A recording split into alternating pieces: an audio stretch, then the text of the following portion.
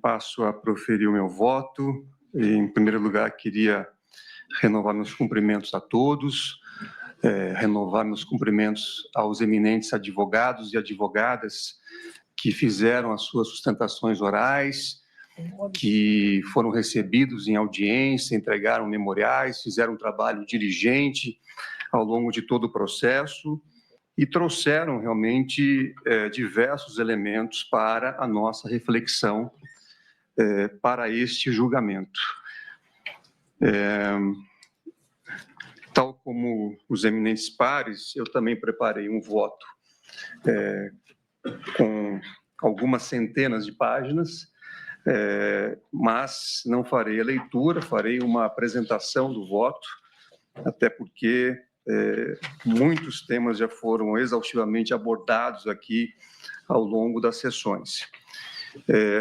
Acho importante, em relação às preliminares, reafirmar o que já foi dito hoje pela ministra Carmen Lúcia, que a competência do Supremo Tribunal Federal para processar e julgar essa ação já foi decidida em quase 1.500 ações julgadas sobre esse episódio do 8 de janeiro, aqui no Supremo Tribunal Federal, das quais já temos cerca de 640 condenações transitadas em julgado e 552 acordos de não persecução penal realizados com a Procuradoria-Geral da República.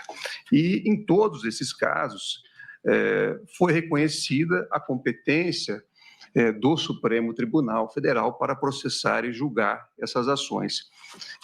Já naquele primeiro julgamento que ocorreu no plenário, a maioria, pelo menos, compreendeu que havia conexão das investigações e ações com o inquérito 4.878, que trata dos crimes praticados por milícias digitais e fake news, e também, posteriormente, essa competência foi reforçada com o julgamento do habeas corpus 232.627 da relatoria do ministro Gilmar Mendes.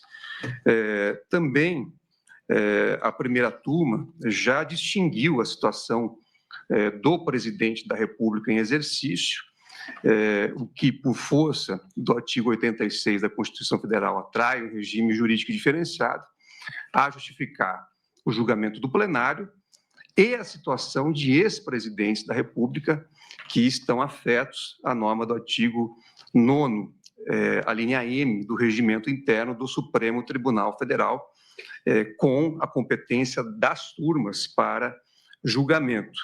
Eu, no meu voto, faço referência aqui à fundamentação que foi apresentada em diversos julgados nessa mesma direção, para concluir, pedindo vênias compreensões em sentido contrário, pela competência do Supremo Tribunal Federal e dessa primeira turma para o julgamento da ação penal.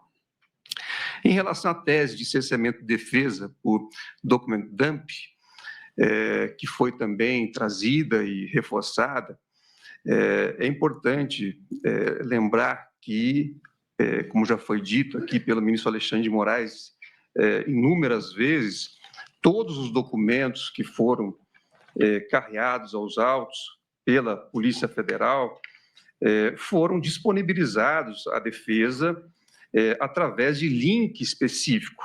Sua Excelência, o eminente relator, em decisão proferida no dia 12 de maio de 2025, determinou que fosse encaminhado esses links com todo o material disponibilizado pela Polícia Federal para as defesas constituídas pelos réus da presente ação.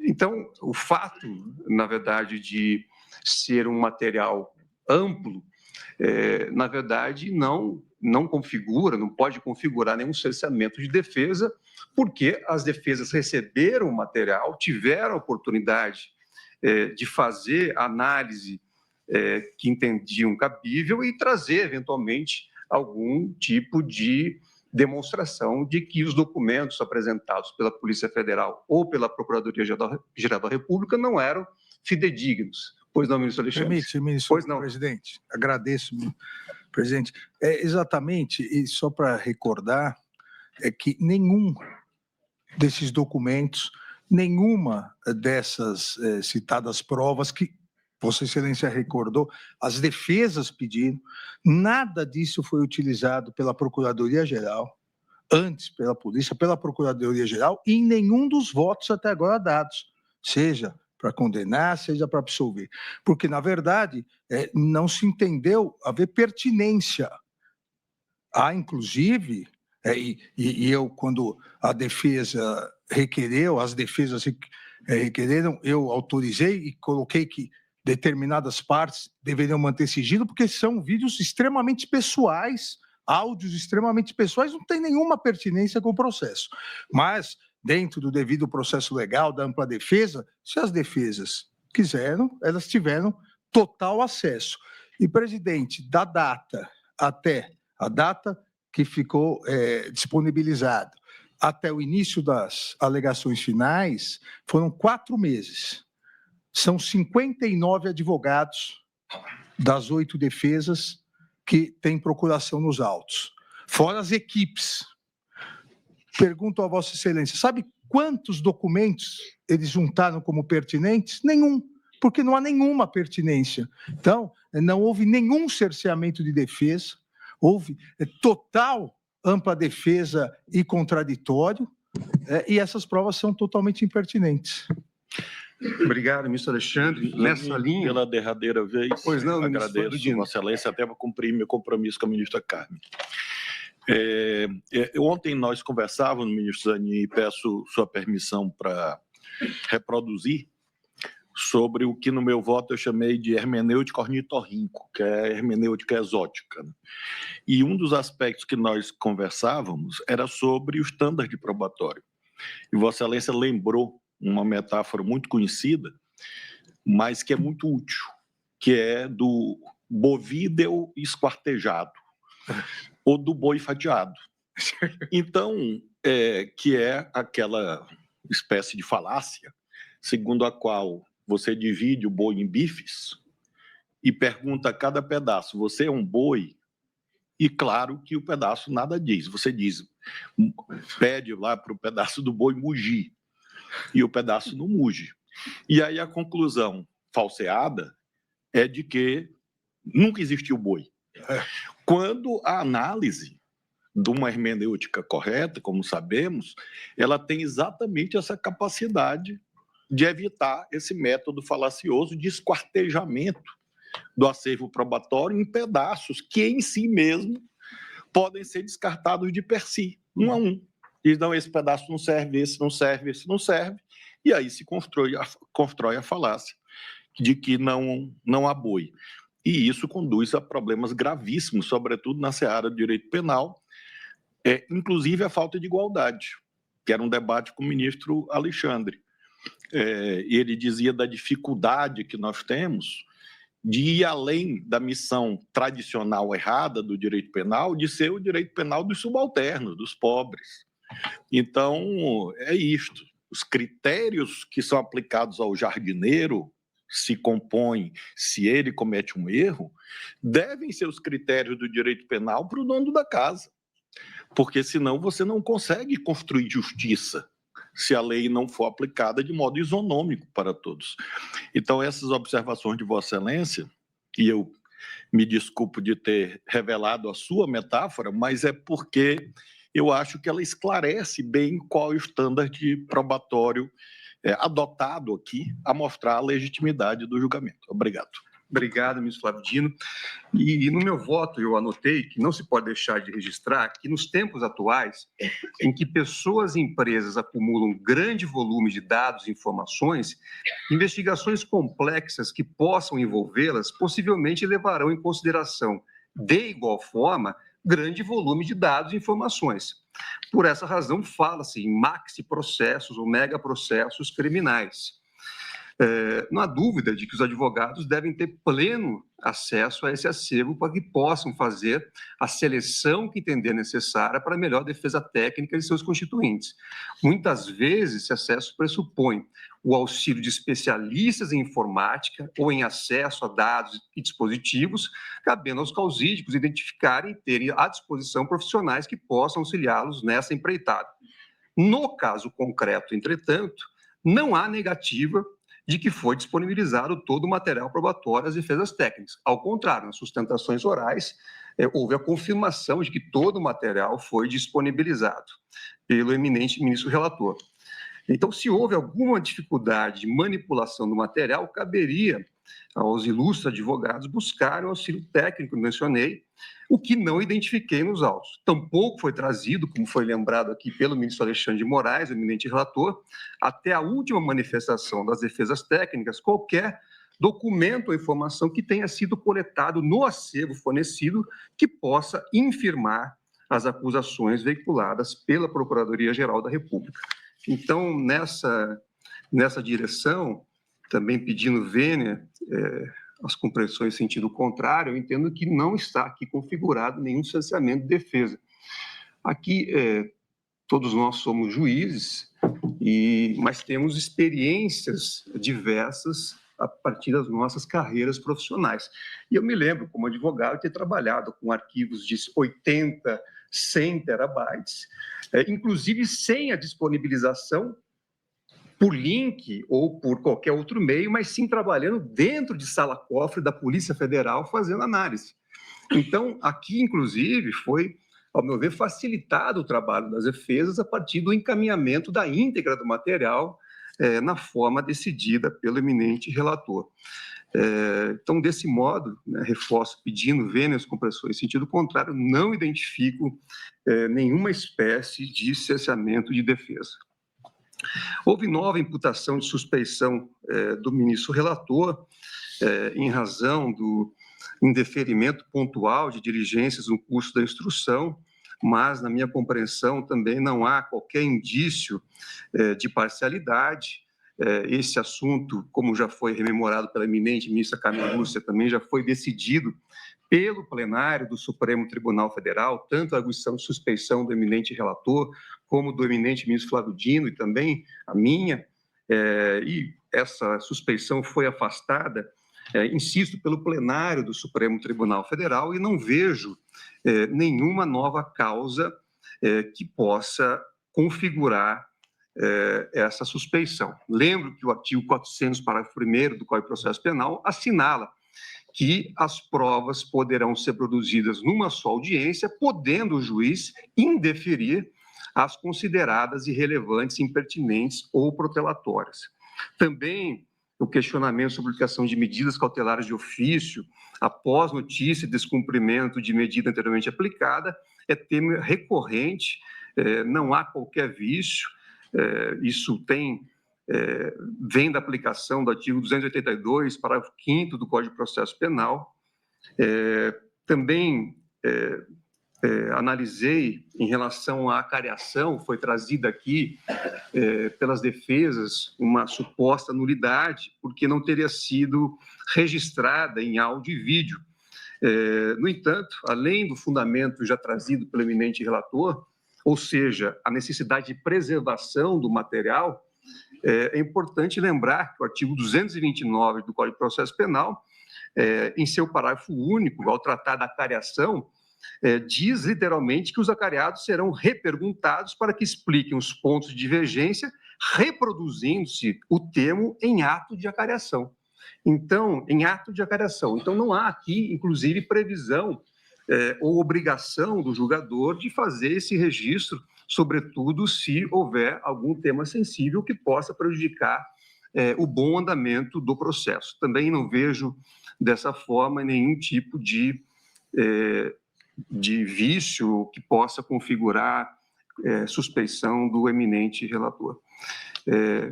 Antes de avançar, também faço questão de registrar aqui meus cumprimentos ao ministro Gilmar Mendes, nosso decano do Supremo Tribunal Federal, que por um lapso não fiz o registro no início da sessão. É um prazer tê-lo aqui, ministro Gilmar. Também houve alegação de violação ao princípio acusatório durante os interrogatórios, sob a argumentação de que o eminente relator teria feito diversas perguntas aos réus da presente ação. No entanto, o artigo 287 do Código de Processo Penal diz expressamente que, aliás, o 188, que o juiz deve realizar o interrogatório. O artigo 188 diz: após proceder o interrogatório, o juiz indagará das partes se restou algum fato a ser esclarecido, formulando as perguntas correspondentes se o entender pertinente e relevante. Diferentemente de outros procedimentos, como o tribunal do júri, em que esse formato é diferente, no processo comum, como é o caso, cabe ao juiz efetivamente realizar o interrogatório por força de expressa disposição legal. Pois não, ministro Alexandre. Presidente, só uma complementação que Vossa Excelência disse, exatamente porque o interrogatório no processo comum é o momento da defesa pessoal, da autodefesa. Por isso que o juiz, inclusive, para verificar quais as dúvidas que tem para julgar, o juiz pergunta diretamente e, como Vossa Excelência colocou, as partes, elas complementam. Obviamente, e já discutimos isso aqui, os réus podem alegar o direito ao silêncio, mas quem inicia as perguntas até para permitir que o réu possa mostrar ao juiz a sua inocência. Obrigado, presidente. Exato. É dessa forma que está previsto o ato em lei. Como eu disse, há outras hipóteses, como o tribunal do júri, em que as partes fazem a pergunta por meio do juiz, mas não é o caso aqui dos autos. Então, também não vejo nenhuma violação ao princípio acusatório com o devido respeito. Sobre a pretensão de suspensão do processo em relação ao crime de organização criminosa alegada por parte da defesa de Alexandre Ramagem, também hoje a ministra Carmen Lúcia, assim como todos os eminentes pares que já haviam votado, com exceção do eminente ministro Luiz Fux, já afastaram essa alegação, porque, de fato, houve já um julgamento da primeira turma, especificamente sobre esse tema, que entendeu que não era possível ampliar a suspensão, além daqueles crimes ocorridos após a diplomação, porque essa compreensão pode ser extraída de forma expressa do artigo 53, parágrafo 3º da Constituição Federal. Então, não vejo aqui também nenhuma razão. Também não, artigo 53, parágrafo 3º da Constituição Federal. Então, não vejo aqui também nenhuma razão. Tal como foi dito hoje pela eminente ministra Carmen Lúcia, não vi, após um exame detalhado, nenhum vício na colaboração premiada de Mauro Cid Barbosa. Podemos ter diversos questionamentos em relação à delação, se ela deve existir no ordenamento jurídico ou não, mas o fato é que ela existe e foi aprimorada pela Lei 12.850, que, aliás, depois foi novamente aprimorada justamente para buscar garantir aos investigados, eventualmente delatados, que possam ter as condições necessárias e resguardados os direitos de cada um dos atores para que a colaboração seja utilizada de forma, digamos, responsável e não para buscar alvos. E aqui, efetivamente, a despeito de algumas dissonâncias que foram apontadas, eu fiz uma leitura, uma análise atenta de todos os depoimentos e me parece que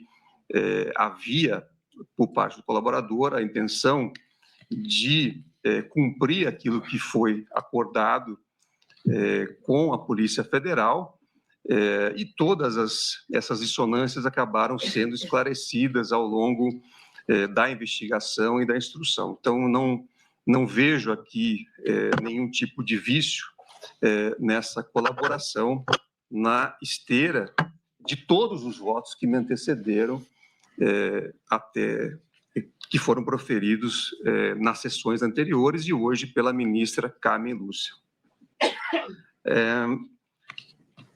Eu trago aqui também, agora, algumas premissas teóricas, rapidamente, para recordar, em relação ao delito de organização criminosa, já entrando no mérito agora da presente ação penal, que o mandamento de criminar situações envolvendo estruturas associativas mais complexas surge com a recepção no direito brasileiro da Convenção de Palermo.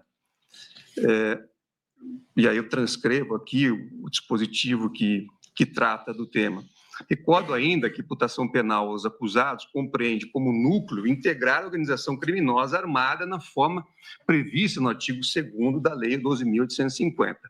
Dos dispositivos legais, extraem-se os seguintes requisitos para a configuração da organização criminosa: a existência de uma associação de pessoas estruturalmente ordenadas, com hierarquia por divisão de tarefas, com o intuito de obter, direto ou indiretamente, vantagem de qualquer natureza e mediante a prática de infrações penais cujas penas máximas sejam superiores a 4 anos. Na doutrina, acrescenta-se a necessidade de estabilidade, diferenciando das hipóteses de concurso de pessoas ou de associação eventual para a prática de crime.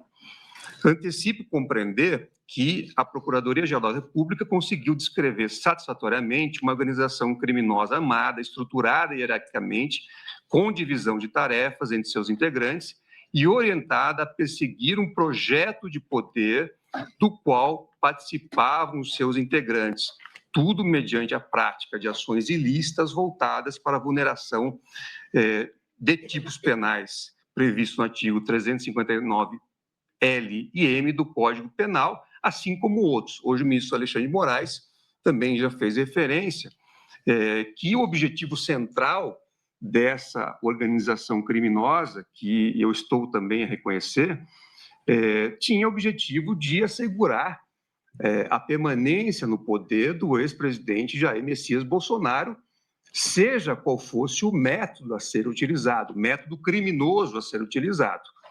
E isso, de fato, na minha compreensão, está configurado. Segundo a denúncia, o ex-presidente da República, Jair Messias Bolsonaro, contando com o auxílio direto de Walter Souza Braga Neto, que foi ministro da Casa Civil e da Defesa de seu governo, Augusto Heleno Ribeiro Pereira, então chefe de gabinete de segurança institucional, Anderson Gustavo Torres, ministro da Justiça, que também exerceu o cargo de secretário de Segurança Pública do Distrito Federal, Alexandre Ramage Rodrigues, delegado de Polícia Federal, que à época exercia o cargo de diretor-geral da BIM, e Mauro César Barbosa Cid, seu ajudante de ordens, constituiu e estabeleceu uma organização estável com duração superior a 1 ano, cujo planejamento descrito em inúmeros documentos apreendidos previa ações coordenadas voltadas para a permanência, a revelia do processo eleitoral e, pois, da vontade popular no poder de Jair Messias Bolsonaro. Também contou com o auxílio imprescindível de Paulo Sérgio Nogueira de Oliveira, então ministro da Defesa, e Almir Garnier Santos, comandante da Marinha, que disponibilizou seu contingente para que o plano tivesse êxito. Prossigo no meu voto, dizendo que a prova dos autos permite concluir, que eu vou fazer referência ao longo do voto, que os acusados objetivavam romper com o Estado Democrático de Direito, valendo-se deliberadamente e da condição expressa, da concitação expressa a um desejado uso do poder das Forças Armadas. Havia clara divisão de tarefas. Jair Messias Bolsonaro é apontado como líder da organização criminosa diante da sua posição de comando referendada pela prova documental, que indica que todos procuraram a ele se reportar, além de ser o maior beneficiário das ações da organização criminosa. Como já disse aqui o ministro Alexandre de Moraes, na data de hoje, e em todos os atos, o que se via era justamente a permanência no poder do ex-presidente Jair Messias Bolsonaro e não de outra pessoa, como seu ajudante de ordens ou qualquer outro membro da organização criminosa apresentada pela Procuradoria-Geral da República. Augusto Heleno e Alexandre Ramagem teriam prestado auxílio psíquico, elaborando planejamento detalhado, constituindo discursos para fomentar a narrativa golpista e viabilizando o uso da BIM para monitoramento de pessoas e interesses da organização. Anderson Gustavo Torres, na condição de ministro da Justiça e Segurança Pública, teria atuado para a difusão de notícias sabidamente falsas sobre o sistema eletrônico de votação, além de ter empregado sua posição para viabilizar a ação indevida da Polícia Rodoviária Federal no segundo turno das eleições, em que grupos de eleitores foram alvo de operações de trânsito destinadas a dificultar o acesso aos locais de votação. Mais do que isso, na condição de secretário de Segurança Pública do governo do Distrito Federal, viajou às vésperas do dia 8 de janeiro, ignorando o risco elevado de convulsão social, já monitorada em grupos de redes sociais entre integrantes das forças de segurança. Mauro César Barbosa Cid, ajudante de ordem, seria o porta-voz de Jair Messias Bolsonaro e responsável pela transmissão de orientações e informações aos demais membros do grupo. Paulo Sérgio Nogueira de Oliveira, na condição de ministro da Defesa, seria responsável por endossar a narrativa de descredibilizar o sistema eleitoral, utilizando-se, inclusive, de estrutura do Ministério da Defesa para tanto. Ainda, segundo a Procuradoria-Geral da República, assumiu o papel voltado para articular o convencimento da adesão de comandantes das Forças Armadas às ações do grupo. Almir Garnier Santos, por seu turno, deveria fornecer auxílio material, viabilizando a adesão da Marinha aos insurgentes quando fosse decretado o golpe de Estado. Walter Souza Braga Neto, ex-ministro de Jair Bolsonaro e seu candidato à vice nas eleições de 2022, figurou como um dos integrantes do gabinete de crise a ser instituído após a deflagração do golpe e atuou incisivamente nos momentos de intensificação das ações do grupo, sobretudo em relação à execução do plano Punhal Verde Amarelo, que previa o monitoramento, como já foi dito aqui, a neutralização dos candidatos eleitos e do eminente ministro relator, com o uso de integrantes armados das Forças Especiais do Exército. Ainda atuava na articulação com os apoiadores do grupo, que se encontravam acampados à frente dos quartéis. O longo iter crimes apresentado pela peça acusatória e comprovado por meio dos documentos apreendidos, com o registro de diálogos entre os integrantes da organização e com terceiros, depoimentos coletados na fase policial e durante a instrução, revela, por seu turno, a estabilidade da organização e o próprio direcionamento das ações, antes e depois das eleições de 2022, revela a continuidade do projeto em torno do escopo maior da organização, que era a manutenção de um grupo específico no poder, independentemente, friso, da vontade popular. Os elementos coletados, por fim, demonstram à sociedade que a organização se valeu de ameaça de se recorrer ao poder incontrastável do Estado, recorrendo-se às Forças Armadas, com o objetivo de impedir o regular funcionamento dos poderes da República, assim como depor um governo eleito de forma legítima. Em relação aos artigos 359L e 359M do Código Penal, até 2021, esses tipos tutelavam a estrutura do Estado brasileiro, que tutelam a estrutura do Estado brasileiro, estavam previstos na Lei de Segurança Nacional. Mais de 30 anos depois, em 2021, foi finalmente publicada a Lei 14.197, que revogou a Lei de Segurança Nacional e determinou a inclusão do título 12 no Código Penal brasileiro, tratando dos crimes contra o Estado Democrático de Direito, dentre os quais nos interessam os delitos previstos no capítulo 2, que compreende os crimes contra as instituições democráticas, notadamente os tipos de abolição violenta do Estado Democrático de Direito e golpe de Estado. O contexto da promulgação da legislação, em meio ao incremento da tensão entre o Poder Executivo Federal e o exercício de função contra-majoritária pelo Supremo Tribunal Federal, eu tratarei também no voto. A importância de uma legislação que tutele o Estado Democrático de Direito avulta diante do histórico de irrupções contra a ordem democrática e de insurreições que, desde o advento da República, assolaram o país. Basta rememorar a sequência de golpes de Estado vivenciados pelo Brasil, como é o caso do período chamado Estado Novo, bem como no regime militar instalado após o golpe de 64.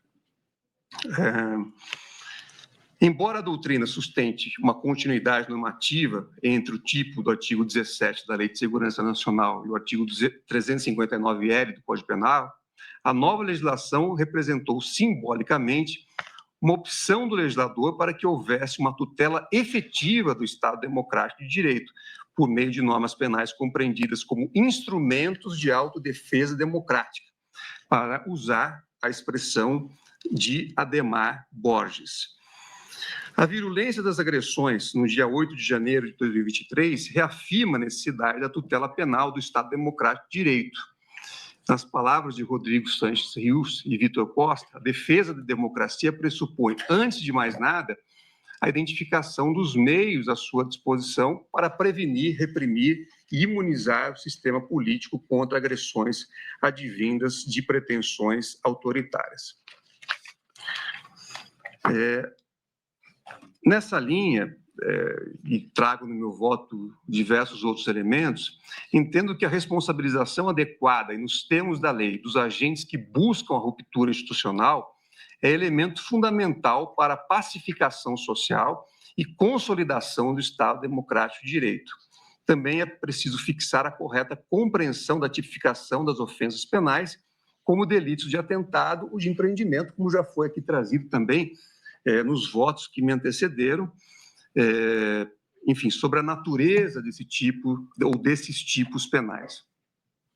A definição do momento do início da execução é a linha que separa os atos preparatórios não puníveis da consecução de um delito de atentado punível. Na doutrina penal, ao se buscarem alternativas para determinar o exato momento do início da execução, há teorias que enfatizam, ora, aspectos subjetivos, ora, aspectos objetivos, ou que procuram combinar ambos os aspectos. E aqui eu trago uma análise detalhada sobre a teoria subjetiva, as teorias objetiva da conduta, as teorias objetivo-materiais, que já foram referidas também pelo ministro Flávio Dino, para dizer que as teorias objetivo-materiais buscam traçar fundamentos e critérios materiais para determinar o início da execução. Em sua versão original, que remete à concepção de Reinhard Frank, serão atos de execução aqueles que possuem uma pertinência com a ação típica e, por um juízo natural, podem ser tidos como pertencentes à conduta típica.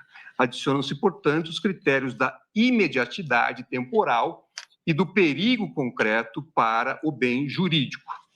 Também faço aqui uma análise da teoria do ato parcial, desenvolvida na Alemanha, também com o objetivo de delinear uma fórmula delimitadora.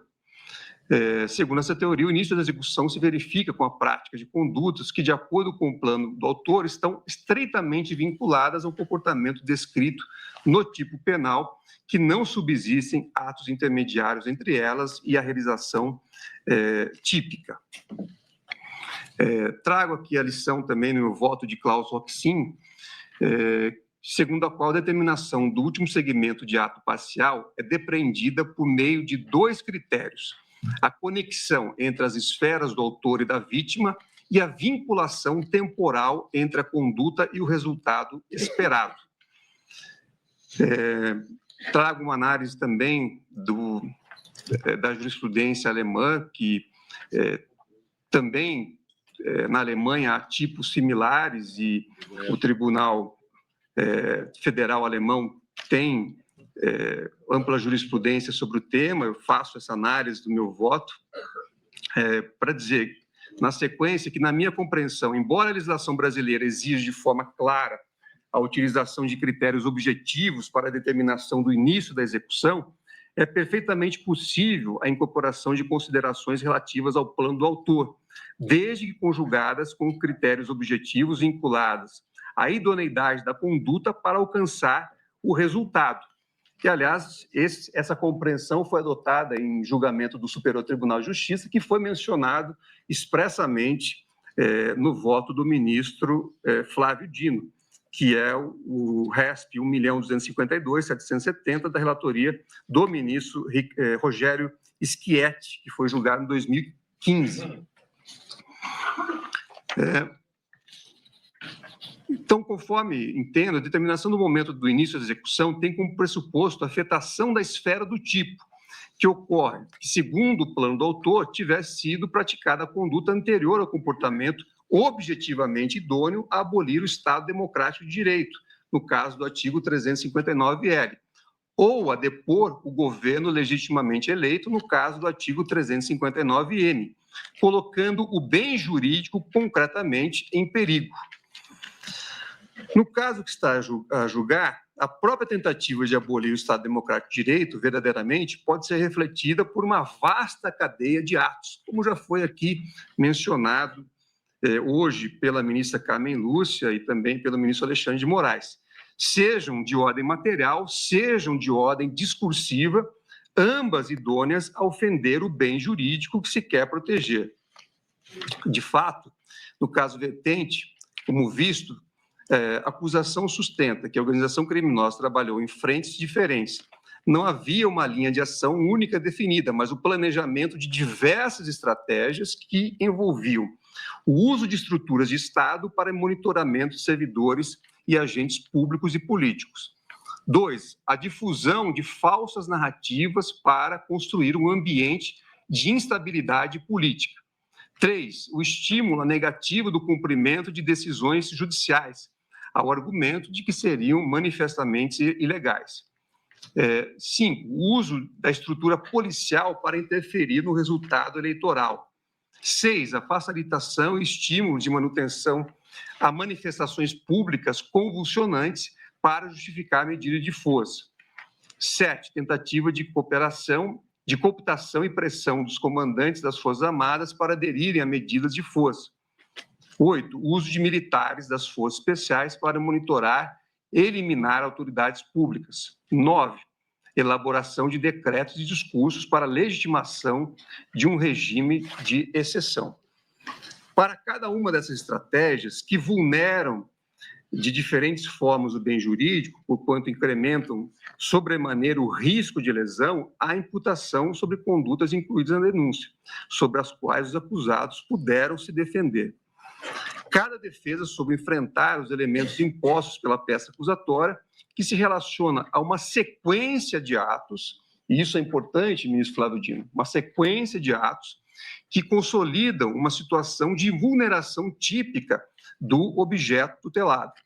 Em suma, que apontam para a situação de tentativa de restrição, o tipo faz referência a essa palavra, ao exercício do Poder Judiciário ou que evidenciam a contribuição para a tentativa de deposição do governo legitimamente eleito.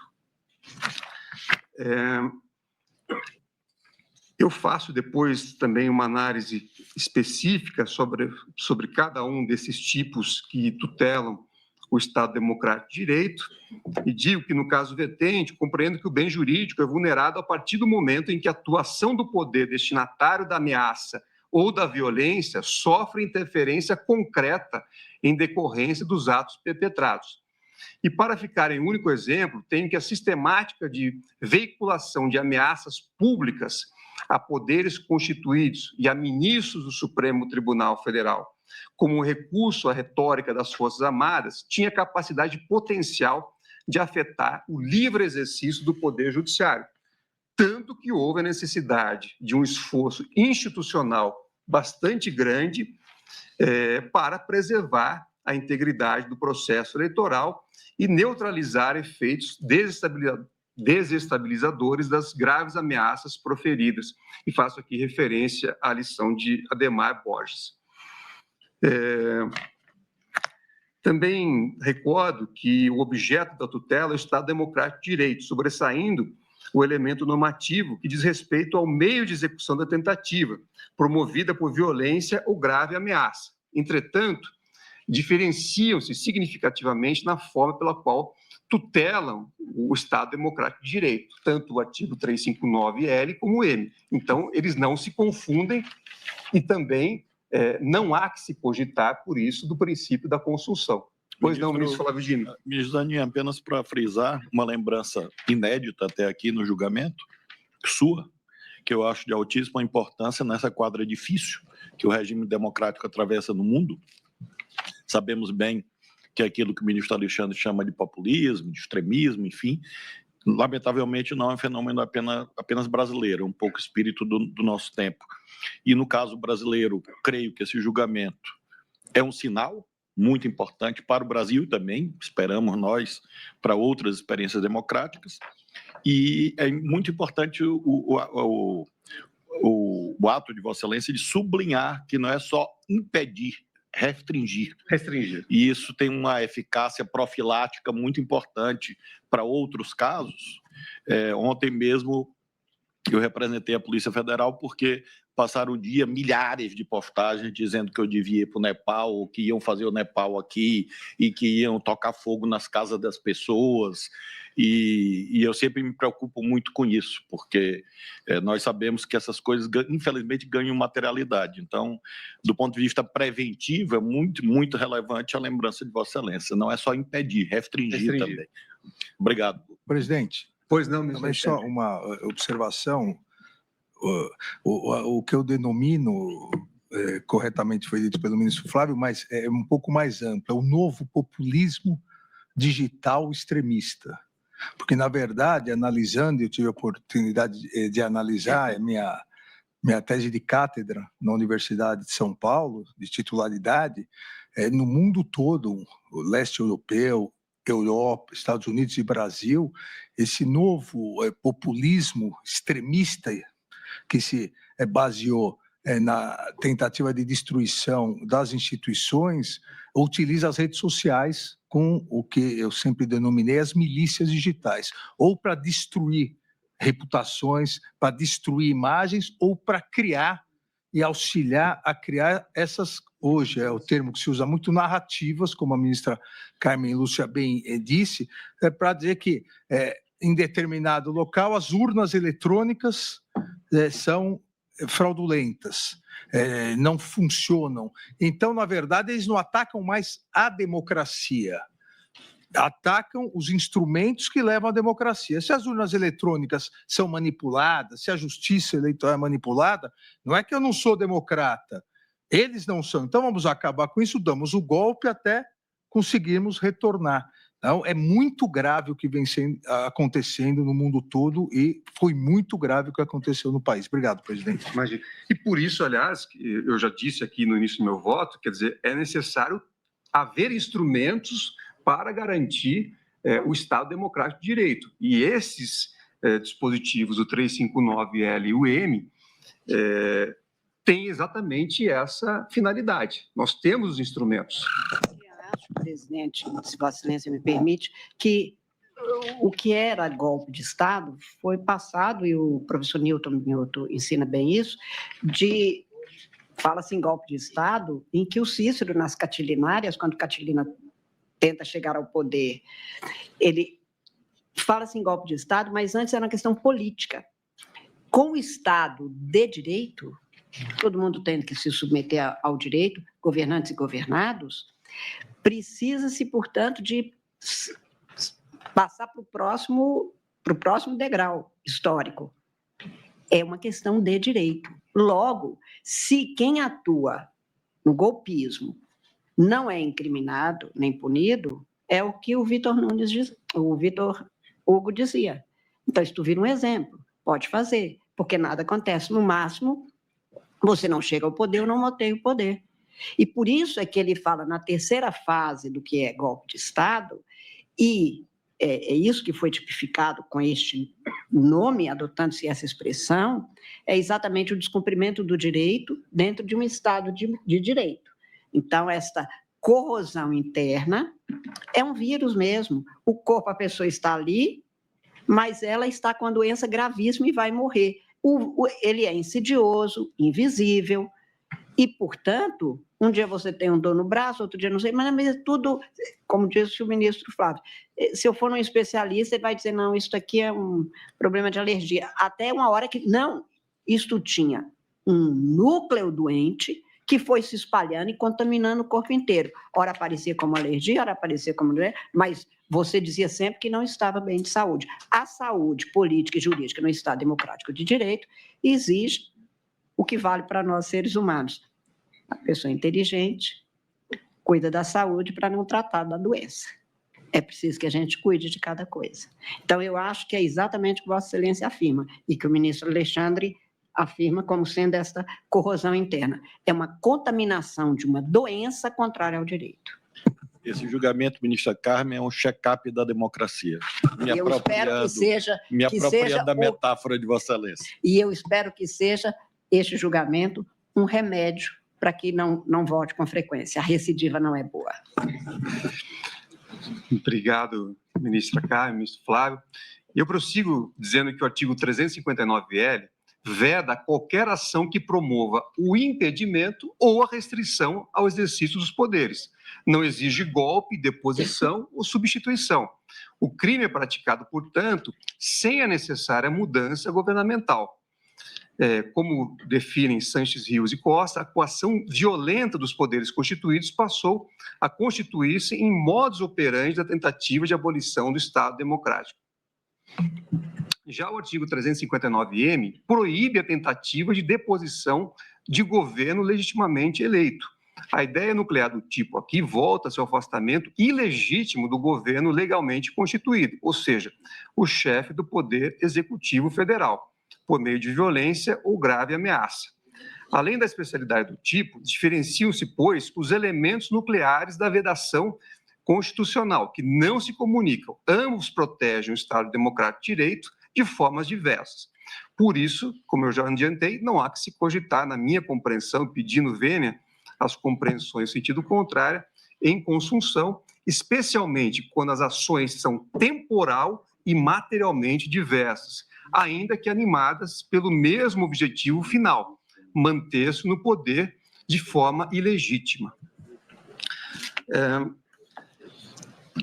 Então, a partir dessas constatações, reitero entender também comprovada a materialidade delitiva, inclusive em relação aos elementos normativos, violência e grave ameaça. Esses são conceitos tradicionais do direito penal, mas que carecem de maior precisão, tendo em vista a peculiaridade do tipo penal em questão. A violência é tradicionalmente concebida como emprego da força física que recai sobre algo, a depender da conformação típica como uma pessoa ou coisa, ao passo que a ameaça é definida como promessa de um mal futuro a alguém, seja por meio de palavras, gestos ou escritos, idônea para provocar efeito coercitivo sobre a vítima, ou seja, para restringir sua liberdade de decisão. Contudo, considerando a natureza coletiva do bem jurídico protegido pelo tipo, os conceitos de violência e de ameaça devem ser interpretados, na minha compreensão, a partir da finalidade do empreendimento de depor o governo legitimamente constituído. Ressalto que, ao contrário de outros tipos penais que exigem esses meios executivos sejam empregados contra a vítima ou alguma pessoa, o artigo 359-M não delimita o objeto material da conduta. Assim, a violência ou ameaça típicas, e é isso que eu dizia quando o ministro Alexandre exibiu o vídeo, devem se dirigir a algo ou alguém, mas não necessariamente a uma pessoa ou coisa representada desse governo, sendo determinante a demonstração do efeito coercitivo e institucional.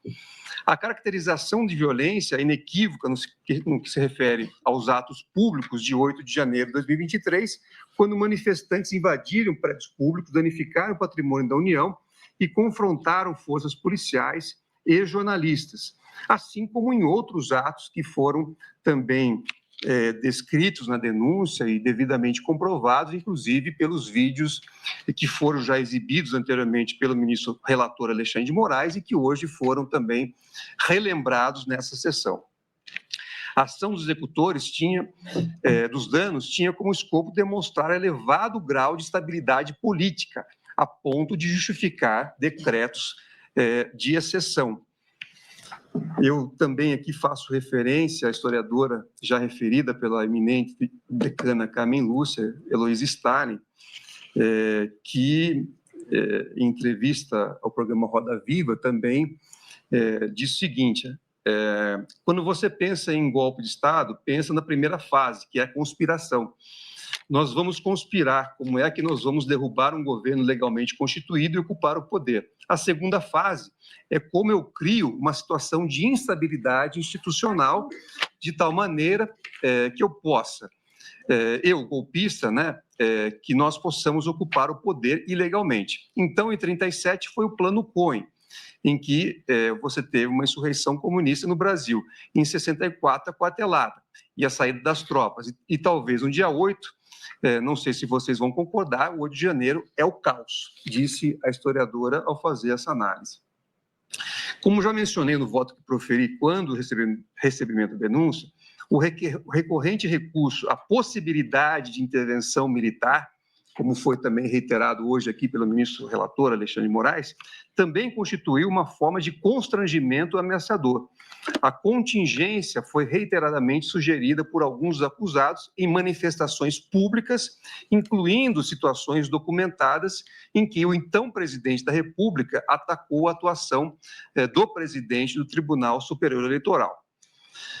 O elemento normativo grave ameaça, presente nos artigos 359L e 359M, pode configurar, portanto, em tese, pela sugestão de medidas de exceção em absoluto e manifesto descompasso com as restritas hipóteses constitucionais, exarada pelo comandante em chefe das Forças Armadas ou por integrante do alto escalão de governo, sob pretexto de críticas à atuação de outro membro do poder e com o uso de informações sabidamente falsas.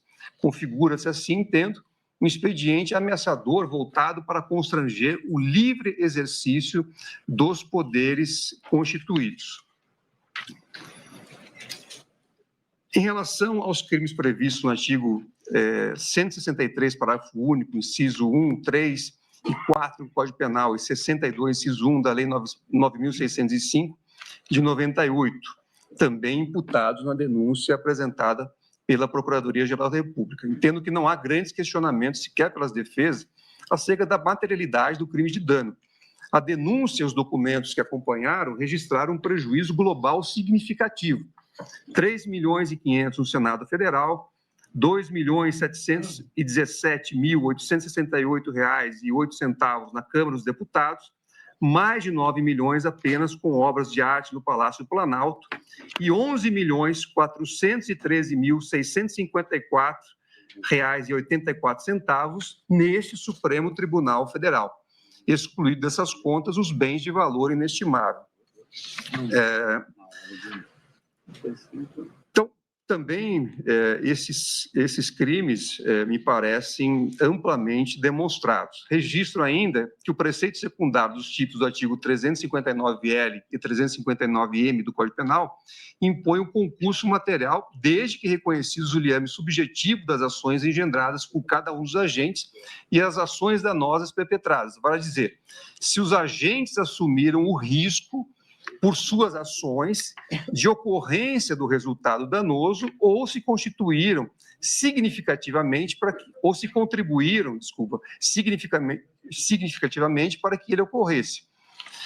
Outra premissa teórica diz respeito aos pressupostos de punibilidade do concurso de pessoas nos delitos imputados.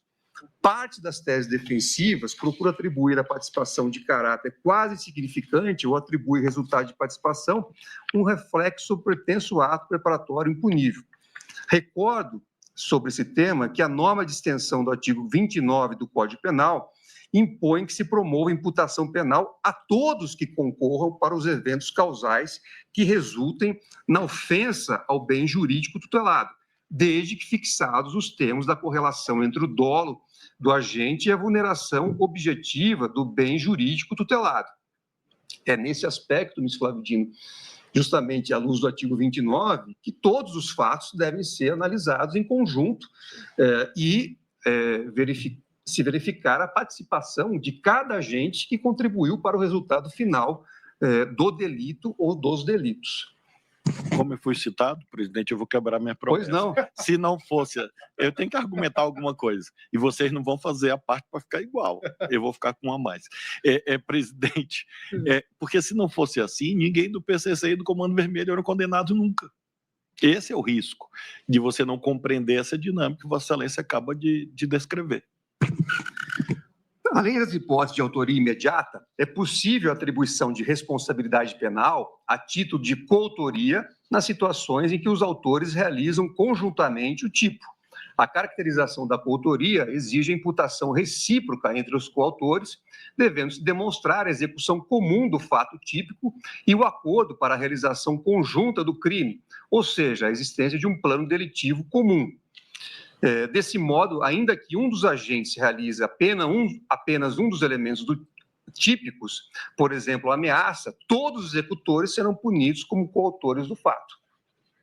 Já a participação punível pode ocorrer tanto por meio de instigação ou induzimento, condutas que influenciam a decisão do autor de praticar o delito, como por meio de auxílio, seja material ou psíquico, também chamado de cumplicidade, situação em que o partícipe fornece recursos para possibilitar a prática do delito por parte do autor. Ressalto ainda a viabilidade jurídica da chamada coparticipação, tanto na forma de co-instigação como de co-cumplicidade, caracterizada pela existência de um plano delitivo comum com divisão de papéis de convencer ou determinar o autor a praticar o fato principal ou de fornecer conjuntamente meios para a prática do delito. Essa é, inclusive, a lição de Roxin que eu trago aqui no meu voto. Também são puníveis a instigação em cadeia, o auxílio à instigação e a instigação ao auxílio, comportamentos anteriores à participação vinculada ao autor do fato principal. Como ressalta Klaus Roxin, sobretudo em contextos de organizações criminosas, é comum que o sujeito que arquiteta o fato não se comunique diretamente com os executores e, por vezes, sequer seja por eles conhecido, de modo que, na minha compreensão, a ausência de vínculo direto entre os partícipes e o autor do fato é indiferente para a atribuição de responsabilidade, bastando a demonstração do vínculo do partícipe com o instigador ou com o cúmplice. Também trago a lição novamente de Klaus Roxin, indicando que, segundo o eminente autor, ele fundamenta o conceito de auxílio como um incremento causal do risco, argumentando que somente quem dolosamente melhora as chances do autor e aumenta o risco para a vítima, assume um ataque autônomo ao bem jurídico. O cúmplice, portanto, segundo ele, é quem possibilita, facilita, intensifica ou assegura a execução do fato, aumentando o risco concreto da ocorrência do crime. A demonstração da causalidade do auxílio nessa perspectiva não exige o meio oferecido pelo auxiliador seja efetivamente utilizado na execução do delito, mas apenas que haja uma contribuição relevante para o incremento da chance de sucesso da empreitada criminosa. Isso vale aqui especialmente para o Corréu Garnier, que colocou à disposição aqui as forças que eram por ele comandadas e que, independentemente da utilização ou não, isso serviu como estímulo para que o líder da organização criminosa pudesse levar adiante a sua empreitada. Então, no caso vertente, várias condutas caracterizam ora ações, ora omissões típicas que fundamentam a autoria, ora instigação, ora auxílio, contribuindo conjuntamente para a tentativa de restrição do livre exercício dos poderes e, posteriormente, para os atos violentos que expressaram de forma pública o projeto de deposição do governo legitimamente eleito. Também se afirma, como fez a defesa do ex-presidente Jair Bolsonaro, que não seria possível reconhecer instigação em suas ações por se tratar de crimes multitudinários, já que a instigação exigiria como premissa o dolo dirigido à afetação de fatos e pessoas determinadas. Isso, inclusive, consta nas alegações finais, com um parecer que foi juntado e foi trazido aqui na sustentação oral. A defesa argumenta inicialmente que isso decorreria da exigência do dolo duplo do partícipe. Na sequência, desloca o debate para a cumplicidade através de ações neutras, mesclando auxílio e instigação, que são categorias distintas, e argumenta que a punição do partícipe exigiria o conhecimento dos planos delitivos, aqui é textual, do sujeito que se beneficia da contribuição prestada. A posse retorna à questão do elemento subjetivo da instigação, alegando que não haveria dolo dirigido ao fato, pois a violência ou ameaça que integram no tipo, segundo a defesa, nunca foram objeto de qualquer dos pronunciamentos do acusado. Entendo que não assiste razão com devido respeito. Em primeiro lugar, já é possível afastar o argumento vinculado ao debate sobre a limitação da responsabilidade penal em caso de cumplicidade através de ações neutras. Isso porque a imputação que aqui se trata é de instigação, isto é, de determinação da vontade ou decisão do autor de praticar o delito, e não de auxílio ou cumplicidade, que se refere a uma contribuição por meio de fornecimento de recursos, sejam materiais ou psíquicos. Ademais, uma determinação moral substanciosa, como a exarada pelo ex-presidente, está longe de ser neutra, como nos grupos de casos que orientam esse debate. Em segundo lugar, reputo relevante ressaltar que, ao citar parecer que faz referência aos trabalhos de Beatriz Camargo e Klaus Roxin, a defesa menciona argumentos que, na verdade, dizem respeito a uma crítica à teoria causal da instigação, não havendo qualquer menção à instigação de crime de multidão, como faz crer em suas alegações. Beatriz Camargo, ao dizer que, textual, o critério do condicionamento causal para a decisão do autor incluiria uma infinidade de situações nas quais as pessoas influenciam o comportamento das outras, esclarece na fase anterior que se trata de uma crítica à teoria causal do conceito de instigação, concepção que se satisfaz com a contribuição causal para a resolução criminosa.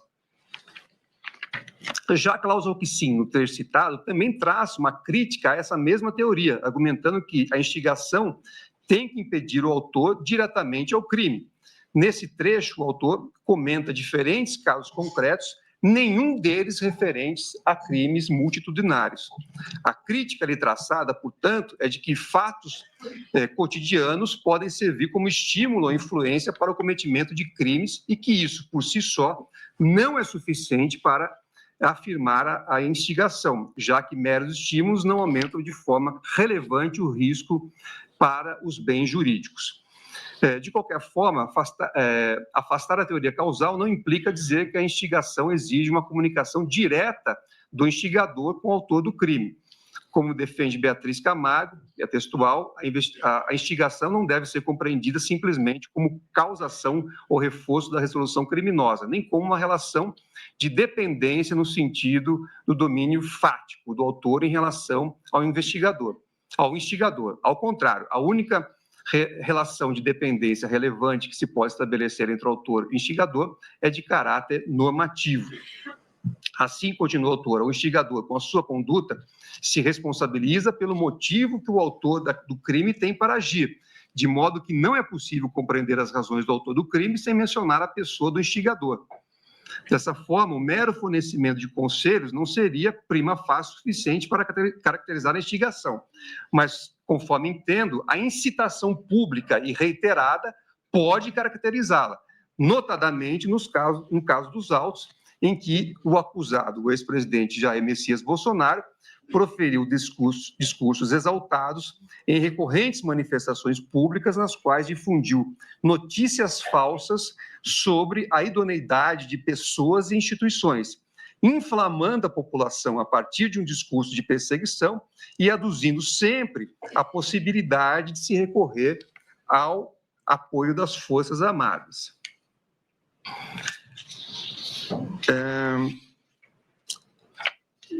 Eu prossigo no meu voto com várias citações, que eu não vou fazer referência aqui, dizendo que assim não se sustenta a alegação de que a instigação seria, por definição, incompatível com os delitos multitudinários. não identificam nenhum óbice jurídico para a incidência dos tipos penais nos moldes apresentados pela Procuradoria-Geral da República. Na sequência do meu voto, eu passo a também trazer um panorama factual, dizendo que, conforme podemos observar, quando o julgamento, o recebimento da denúncia, não existem dúvidas na comunidade jurídica acerca da materialidade delitiva relacionada aos atos ocorridos no dia 8 de janeiro de 2023, em que o país assistiu à invasão deste Supremo Tribunal Federal, do Palácio do Planalto, do Congresso Nacional, ao vivo, por milhares de pessoas. A gravidade dos fatos, exibida em sessão de julgamento no dia 26 de março de 2025 pelo eminente ministro relator, não foi sequer contestada pelas combativas defesas em suas sustentações orais. Trata-se de circunstâncias, em sua inteireza, incontroversas. Os registros audiovisuais revelam, de um lado, adesão parcial de forças de segurança pública ao liberarem acesso a golpistas inflamados, e, de outro, uma concertação arquitetada que sucedeu à chegada coordenada de milhares de pessoas em centenas de ônibus aptas a provocar um cenário de conturbação política justificador em tese de medidas de contenção e força. Esse quadro ganha sentido quando se observa que uma das saídas planejadas pelo grupo era a decretação de medidas de exceção, com ulteriores restrições a liberdades cívicas em prol de uma chamada normalidade institucional. Havia, portanto, um cenário constituído para justificar a intervenção anômala de forças de segurança, que as investigações agora revelam ser fruto de ações conscientes voltadas à tentativa de golpe de Estado e de abolição do Estado democrático de direito.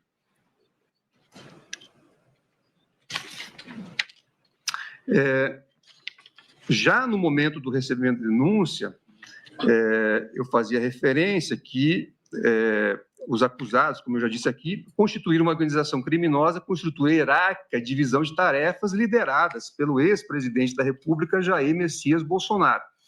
Como eu já disse também, o núcleo contava o conselho direto de Walter Souza Braga Neto, Augusto Heleno Ribeiro Pereira, Anderson Gustavo Torres e Alexandre Ramagem Rodrigues. Mauro César Barbosa Cid, como porta-voz e assessor próximo ao ex-presidente, transmitia as orientações dos demais. A finalidade era a elaboração e a disseminação de mensagens que deslegitimassem urnas eletrônicas, propagassem supostas fraudes e sugerissem intervenção das Forças Armadas contra as instituições. Também as investigações mostram que o grupo atuava em lives, transmissões desde meados de 2021, incitando publicamente as Forças Armadas a agirem contra as instituições democráticas, inclusive para modificar os resultados das eleições desde meados de 2021. Documentos apreendidos na sede do Partido Liberal, como pasta Memórias Importantes, com alusão à Operação 142, já referida aqui pela ministra Carmen Lúcia, detalhavam estratégias de ofensa ao Supremo Tribunal Federal, propugnando anulação de eleições, prorrogação de mandatos, substituição do TSE e interrupção do processo de transição. Outro documento encontrado na sala de Jair Bolsonaro, no PL, e no celular de Mauro César Barbosa Cid, tratava de declaração de estado de sítio, de operação da garantia de lei e da ordem, indicando plano de ruptura democrático difícil de desmentir.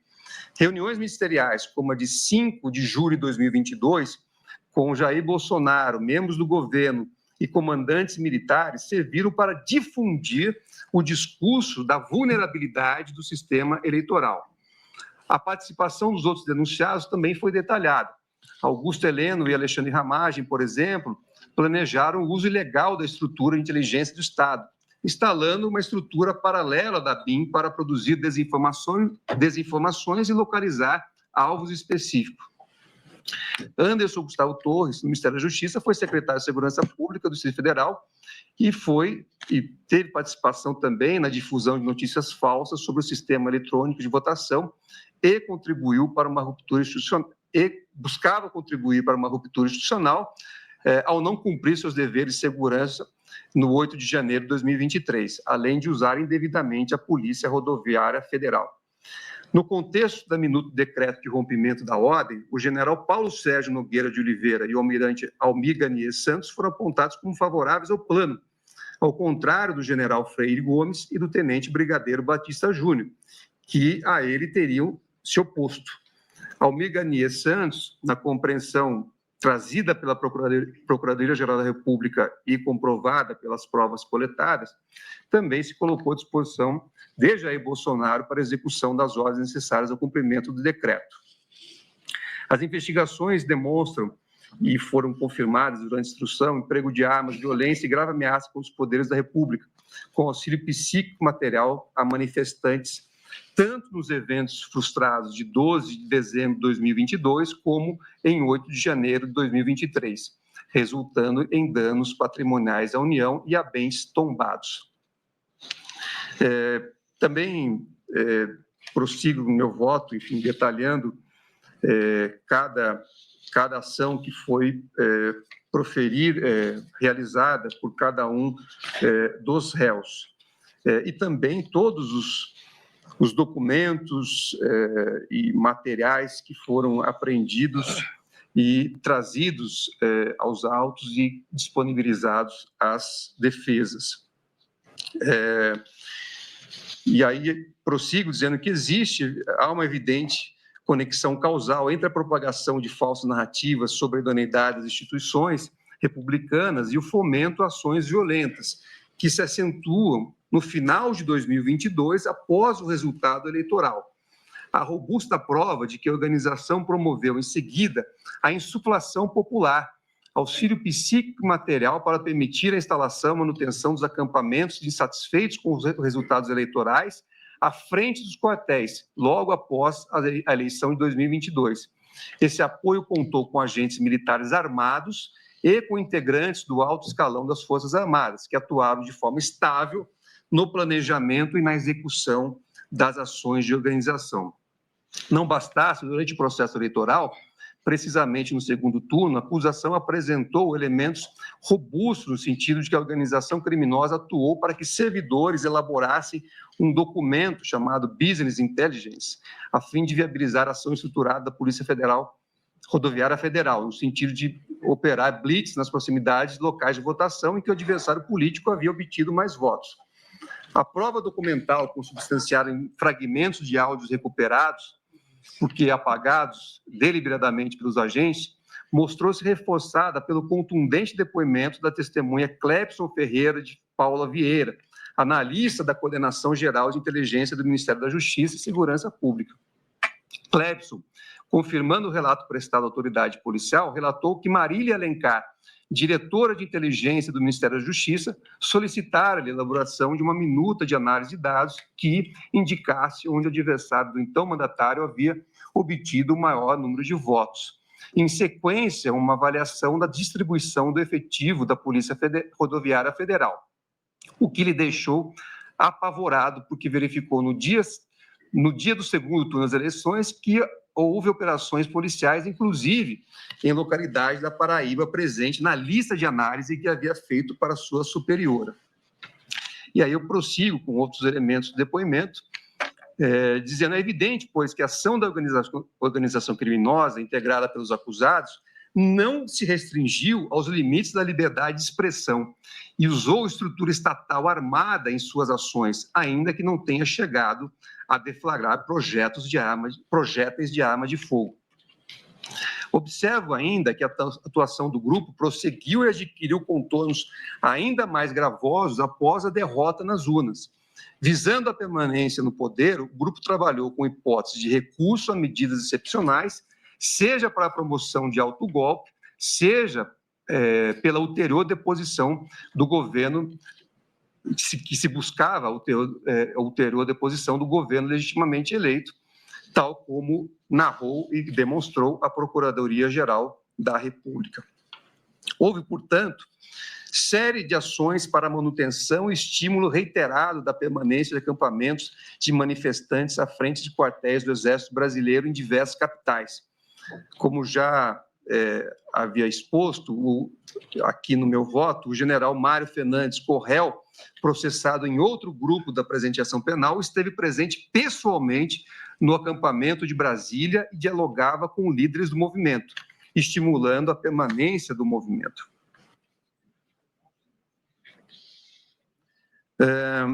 As provas evidenciam, pois, a integração das ações entre os membros da organização criminosa, tudo a robustecer a tentativa de angariar apoio para fomentar o projeto de golpe que iria culminar nos atos executórios do dia 8 de janeiro de 2023. Autoridades foram monitoradas com a possibilidade real de morte, como se verificou pela revelação do plano Copa 22. Em síntese, toda essa série de eventos denotam que não houve mera expressão de opiniões controversas, mas um concerto de ações voltadas para a permanência no poder, primeiro por meio da tentativa frustrada de coartar a livre atuação do Poder Judiciário e de interferir nas eleições, depois por meio de atos de força que viabilizassem, como estopim, a deflagração de uma resposta institucional armada com apoio das Forças Armadas e manutenção do grupo no poder. Por essas razões, reitero, não há como afirmar que a violência em relação a tais denunciados tem de estar vinculada necessária e exclusivamente ao evento singular do dia 8 de janeiro. Na verdade, descortinou-se um projeto permanente de esgarçamento das relações institucionais, acrescidas do intuito, evidenciado desde as lives promovidas em 2021, de restrição do exercício livre da fiscalização contra-majoritária do Poder Judiciário, com o escopo de permanência no poder. E as ações que se seguiram voltaram-se para esse constrangimento constante do Poder Judiciário, intensificando-se depois da eleição para o escopo de deposição do governo eleito. Essa sequência de atos não se constrói do dia para a noite, nem se consolida em atos únicos, delimitados facilmente no tempo e no espaço. São ações que se conjugam, situações que se consolidam e que se alimenta, ao fim, a um risco proibido de produção do resultado.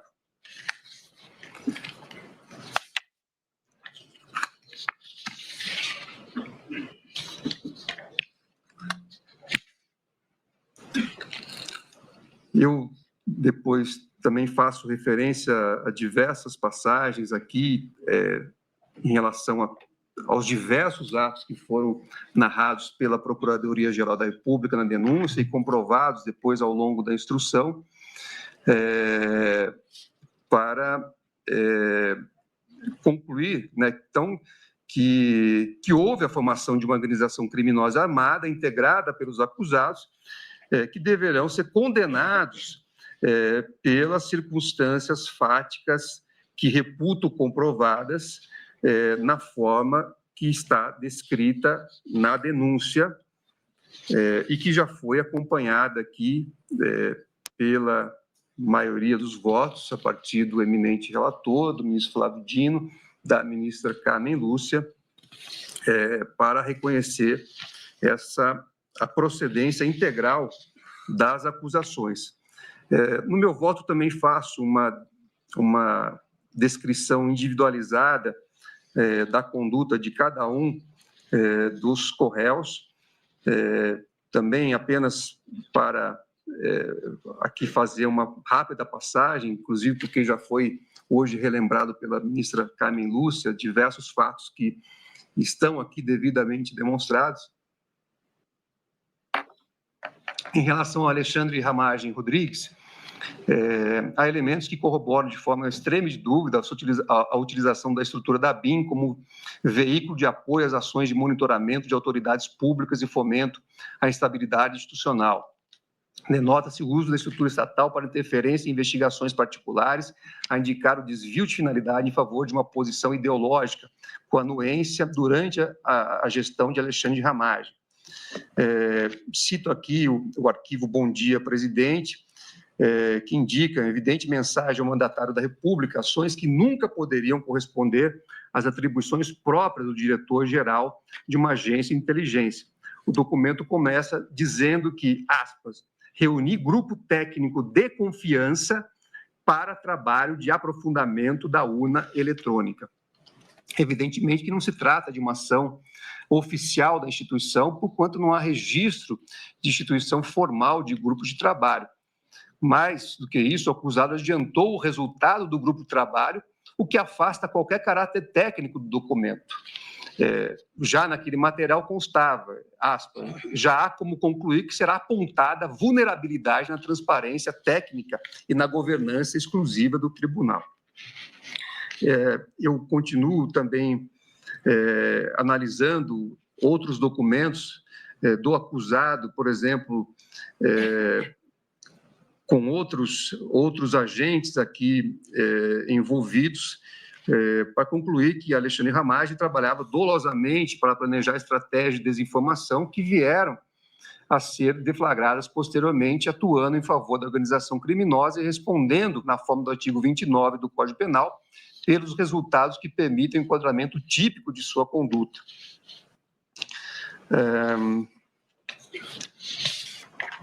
Trago aqui diversos também diálogos que foram trazidos aos autos pela Polícia Federal e depois referendados pela Procuradoria-Geral da República. Em outro trecho do arquivo, Ramagem sugere a busca de pareceres da Advocacia Geral da União para evitar o cumprimento de determinações do Supremo Tribunal Federal. O texto não deixa dúvida de que havia intenção de municiar uma estratégia de cumprimento deliberado de ordens e promover medidas adotadas em investigações em curso. Aí há outros documentos, como o presidente do TSE informa, criado em 10 de julho de 2021 e depois modificado, que instiga não só a adoção de um discurso contra a credibilidade do sistema eletrônico de votação, mas também o embate constante ao Supremo Tribunal Federal, de maneira tão incisiva que endossa a tese acusatória, despontando como elemento denotativo da expressão subjetiva do agir.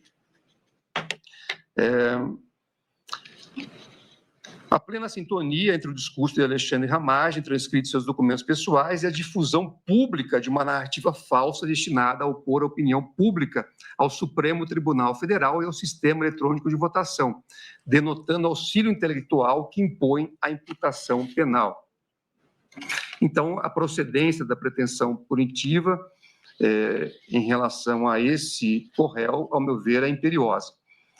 Aqui, em relação a Almir Garnier Santos, há diversos elementos que denotam endosso subliminar e explícito também a ações voltadas quer para o constrangimento do livre exercício dos poderes republicanos, quer para o apoio da planejada virada de mesa aventada pela organização. Destaco que se trata de prova produzida sob o contraditório, o depoimento do brigadeiro Batista Júnior, então comandante da Aeronáutica, em que se deixou extremo de dúvida a adesão subjetiva ao escopo antidemocrático.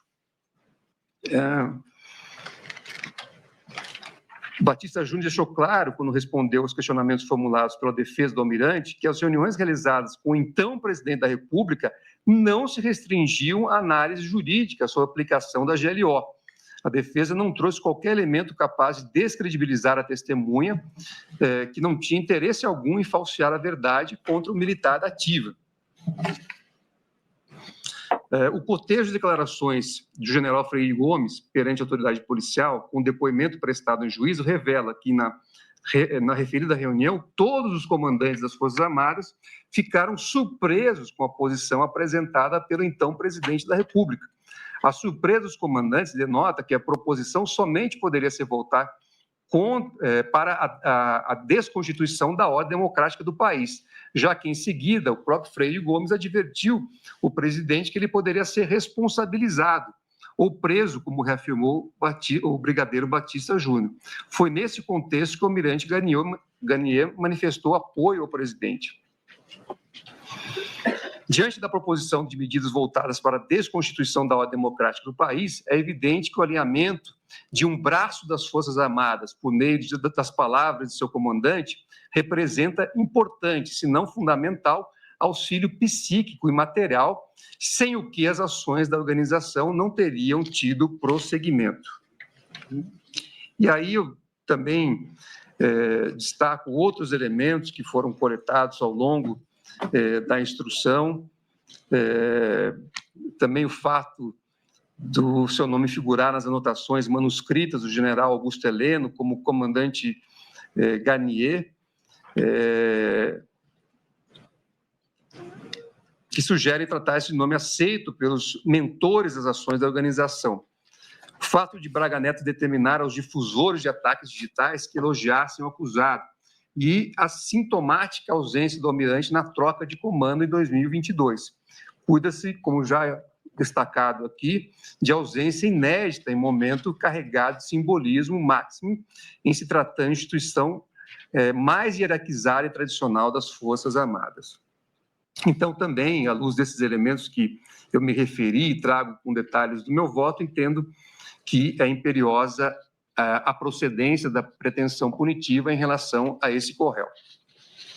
Em relação a Anderson Gustavo Torres, as contingências do fato evidenciam que ele aderiu ao escopo da organização e, para além disso, contribuiu diretamente para a elaboração da narrativa falsa sobre a inidoneidade do processo eleitoral, uma vez que propagou informação pública avalizada na condição de ministro da Justiça e de Segurança Pública do então governo federal.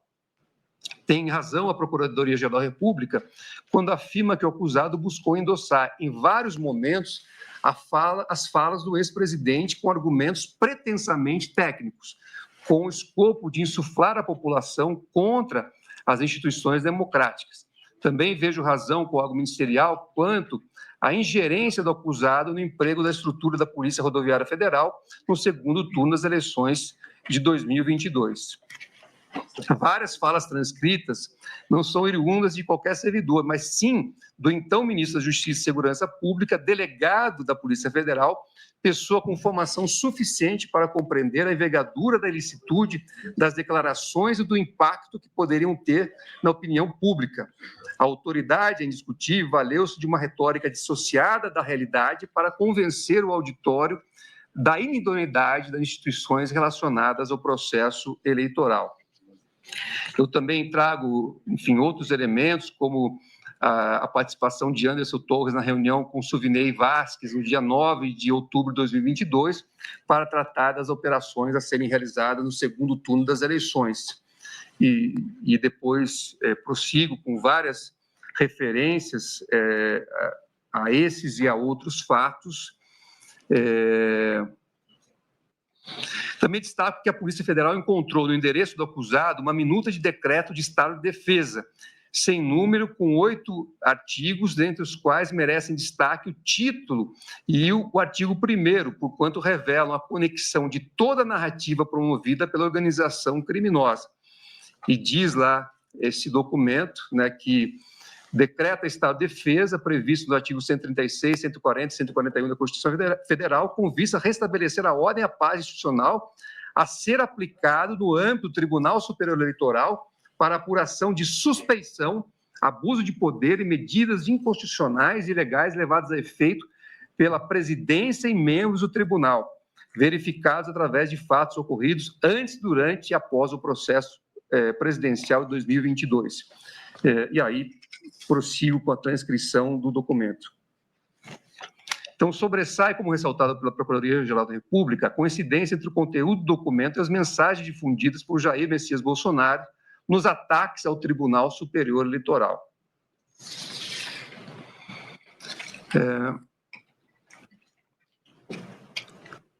Reitero que a apreensão de minuta propositiva de estado de defesa, acautelada na residência do acusado e estranha às atividades próprias do cargo que exercia, constitui indício robusto a corroborar os demais elementos coligidos acerca de sua adesão subjetiva às ações da organização criminosa.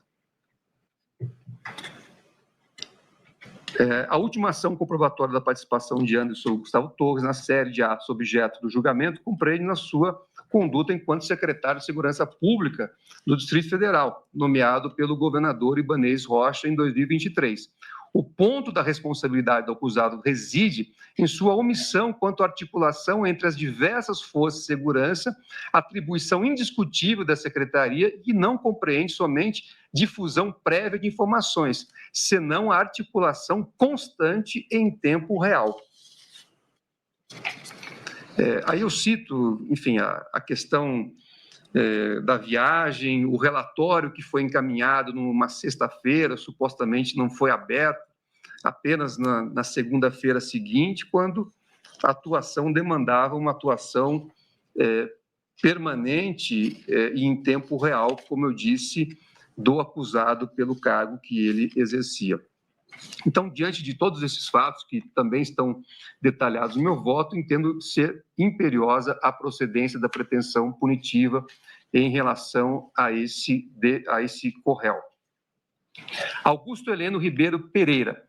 Quanto ao denunciado Augusto Heleno, verificou-se que a presença de um relevante quadro do Exército Brasileiro servia para avalizar os discursos e conferir plausibilidade assertiva proclamada pelo então presidente da República de que, em um cenário de corrupção sistêmica do sistema eleitoral, as Forças Armadas deveriam ser chamadas a intervir. Isso ocorreu de forma bastante incisiva na já referida live de 29 de julho de 2021, na reunião ministerial de 5 de julho, em que o general foi interrompido pelo então presidente Jair Bolsonaro ao mencionar estratégia de infiltração de agentes da ABIN durante o acompanhamento do processo eleitoral. E aí cito toda, com detalhes, enfim, a dinâmica daquela situação.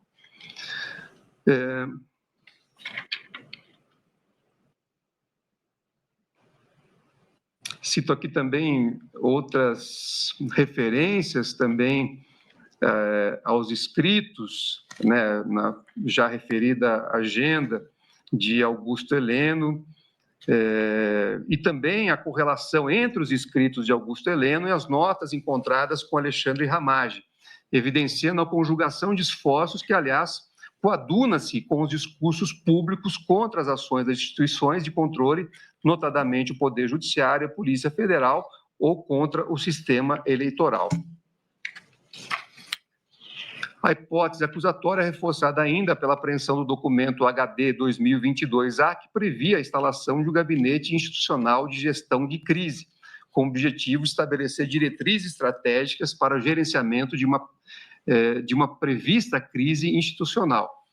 O general Heleno figurava como chefe do gabinete, enquanto o general Braga Neto seria o responsável pela coordenação geral.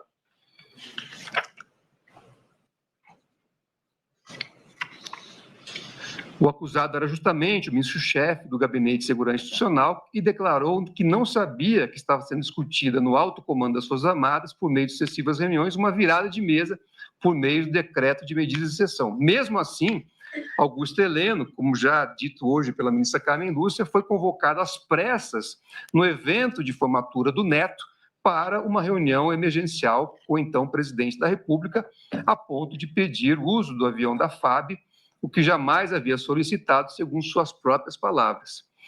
E, sem qualquer explicação, disse que a reunião não aconteceu. A versão é absolutamente implausível. Daí porque a participação do acusado Augusto Heleno Ribeiro Pereira durante todo o iter crimes das ações é incontestável. O réu forneceu auxílio intelectual e material a partir do prestígio de que dispunha perante as Forças Armadas para viabilizar o intuito de descredibilização do sistema eleitoral e para insuflação da população contra o Poder Judiciário e as instituições da República. Então, diante disso e de outros elementos, também entendo que a procedência da pretensão punitiva é imperiosa em relação a esse co-réu.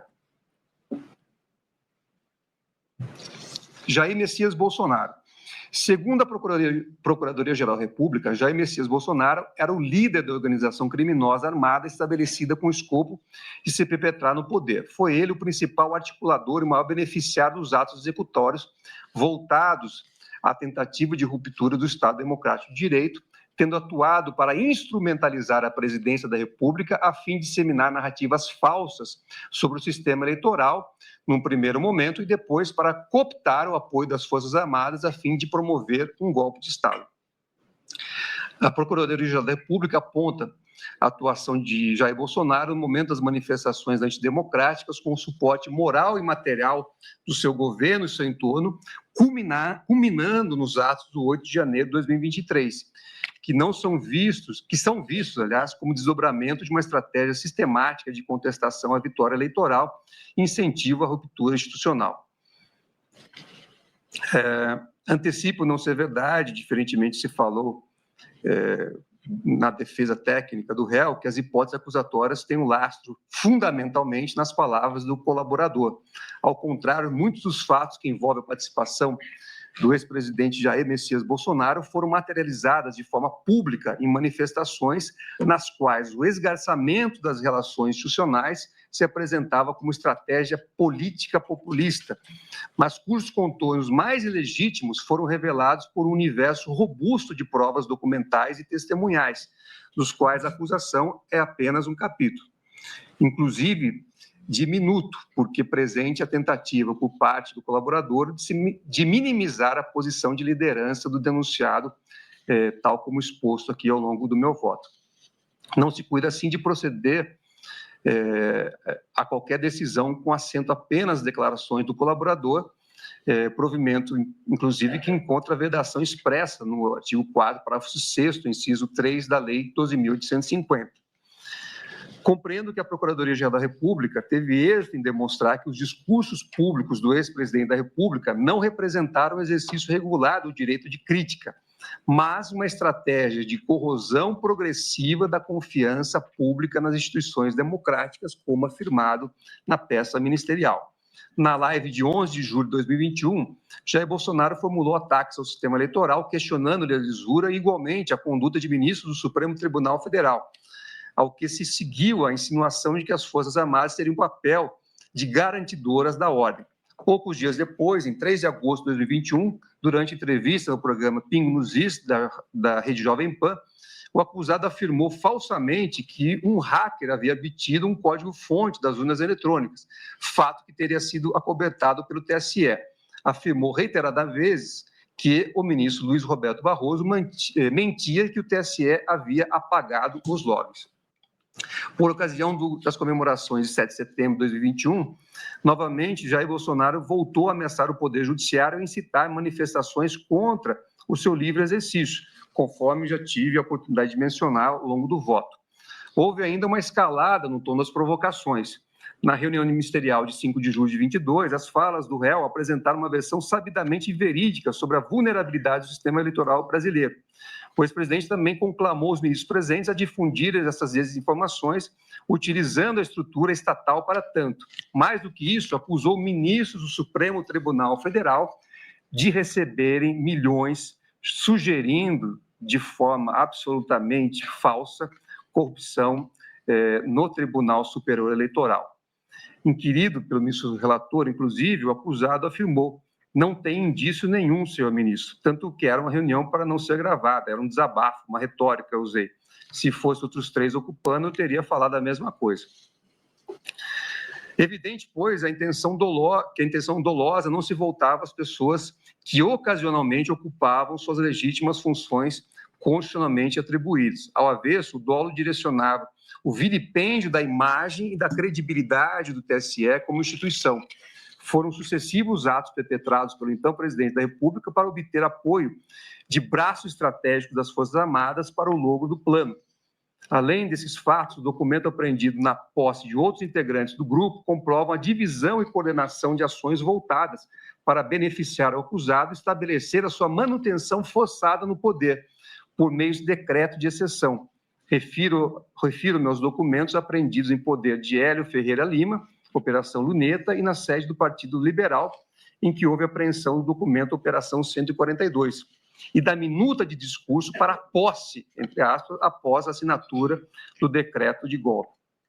Há também prova da ciência e aquiescência do ex-presidente da República acerca do plano Punhal Verde-Amarelo, a denotar sua atuação na coordenação dos atos da organização criminosa. A respeito, existem registros da impressão do documento, como já foi destacado pelo ministro relator e nos demais votos que me antecederam, da impressão do documento nas impressoras do Palácio do Planalto, do Alvorada, tanto no dia 9 de novembro de 2022, como no dia 6 de dezembro de 2022. Embora o acusado negue ciência do plano, há elementos probatórios em sentido contrário. O general Mário Fernandes, secretário executivo da Secretaria-Geral da Presidência da República, foi o responsável por editar e imprimir o arquivo, consoante provam os logs das impressoras do Palácio do Planalto. Ainda uma versão digital do plano foi localizada em dispositivo eletrônico do secretário. No dia 9 de novembro de 2022, logo após a impressão, Mário Fernandes se deslocou ao Palácio do Planalto para o Alvorado, tendo permanecido pouco mais de 1 hora no local. Não é crível que não tivesse encontrado com o então presidente da República e que não tivesse mencionado o plano. Mais do que isso, em 6 de dezembro de 2022, após serem impressas 3 cópias do referido plano, extrato de EBS que indicava a presença simultânea de Mauro Cid, Jair Messias Bolsonaro e Rafael Martins Oliveira na área do Palácio do Planalto. A presença do acusado no Palácio do Planalto é corroborada por mensagens obtidas no grupo de WhatsApp Acompanhamento. O plano e seu início de execução, descrito pelo eminente relator, está fartamente documentado. Os discursos se repetiram e se intensificaram também após a derrota eleitoral. Em 9 de dezembro de 2022, quando os manifestantes acampavam à frente dos quartéis, sob a plástica da conveniência governamental, o então presidente da República fez um pronunciamento público no Palácio do Alvorada, com menção direta à atuação das Forças Armadas, atrelando-as à vontade de seus apoiadores e sugerindo a possibilidade de reversão do resultado eleitoral. Jair Messias Bolsonaro incitou publicamente a população a agir contra as instituições constituídas da República. Ao mencionar a necessidade de arriscar a própria vida após pugnar pela atuação popular, independentemente das Forças Armadas, mas com seu apoio, o acusado deu aval para que atos violentos fossem planejados e executados conforme o seu planejamento. A esse respeito, portanto, não procede a tese defensiva de que os elementos de violência ou grave ameaça não se configuraram, tampouco há que se cogitar da mera conspiração preparatória, como já tive a oportunidade de mencionar. A prova corrigida revela que a ameaça de recurso às Forças Armadas sempre esteve presente nos discursos inflamatórios.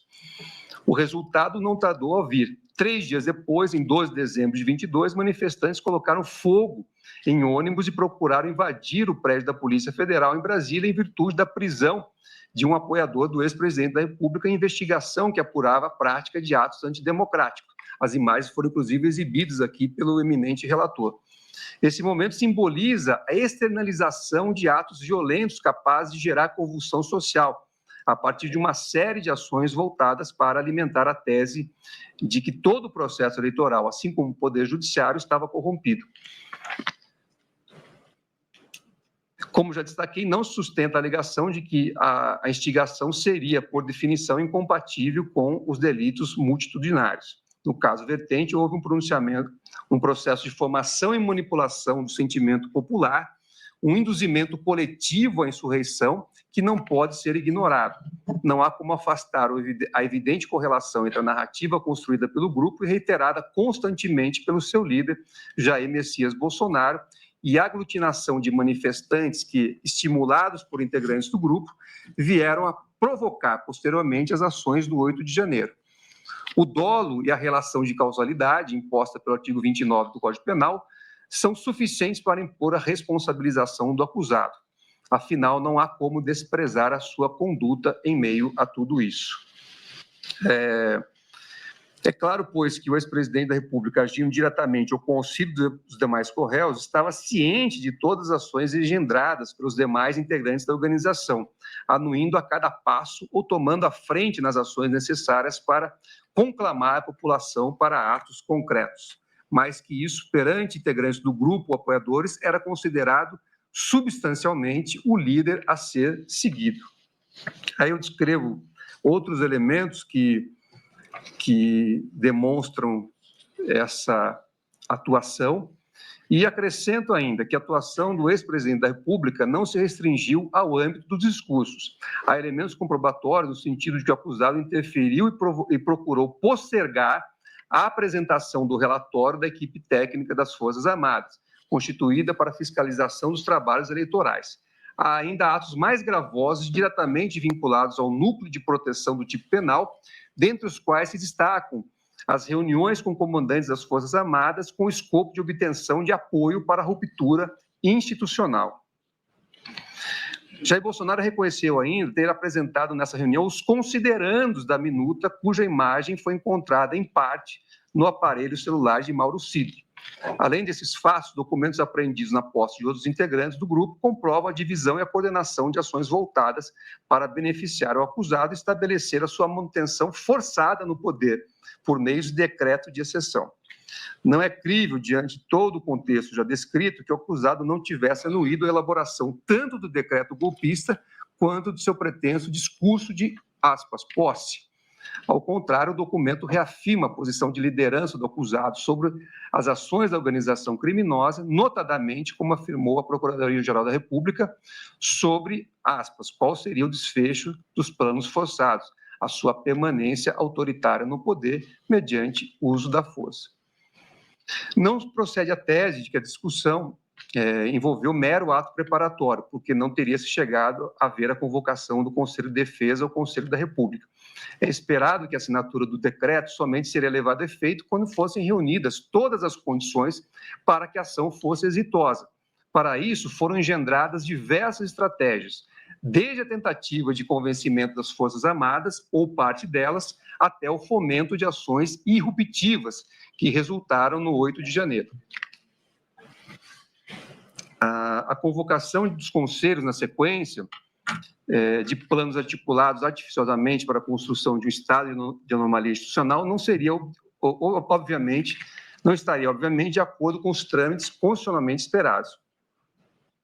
Logo, nenhuma deferência à Carta Constitucional era se esperar no espectro de atuação da organização criminosa. Em suma, todos os elementos revelam que a tentativa de golpe de Estado havia sido planejada com esmero e já se encontrava em curso, com ações voltadas para viabilizar o melhor momento da sua deflagração, contando com a ciência e contribuição por meio de ações e omissão do réu Jair Messias Bolsonaro, o maior beneficiário dos atos.